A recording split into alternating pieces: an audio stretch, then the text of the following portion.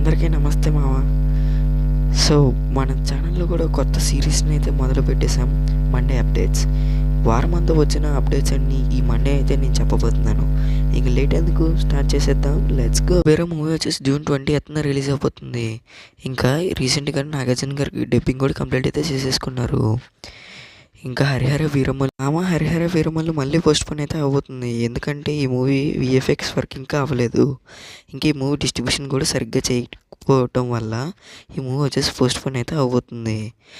ఇంకా కొత్త release date చేయలేదు. ఇంకా ఈ ఓజీ మూవీ షూటింగ్ వచ్చేసి రీసెంట్గానే కంప్లీట్ చేసేసుకున్నారు. ఇంక ఈ ఫిలిం వచ్చేసి ఈ ఇయర్ సెప్టెంబర్ 25th రిలీజ్ అయిపోతుంది.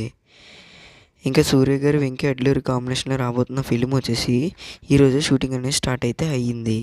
మరి ఈ మూవీ కోసం నేనైతే వెయిట్ చేస్తున్నాను. మరి మీరు?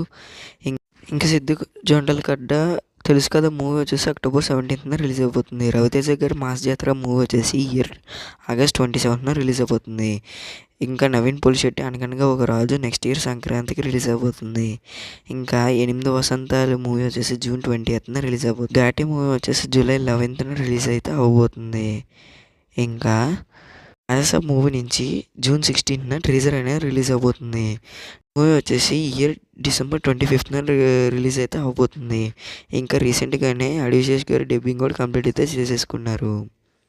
ధనుష్ గారు ఓం రావత్ గారి డైరెక్షన్లో అబ్దుల్ కలాం గారి బయోపిక్ని అయితే తీయబోతున్నారు ధనుష్ గారు. మరి ఈ మూవీ కోసం నేనైతే వెయిట్ చేస్తున్నాను. ఎందుకంటే ధనుష్ గారి యాక్టింగ్ అయితే నెక్స్ట్ లెవెల్లో ఉండబోతుంది. భయం ఏంటంటే ఈ ఫిలింకి డైరెక్టర్ వచ్చేసి ఓం రావత్ కాబట్టి కొంచెం భయం అయితే వేస్తుంది. మరి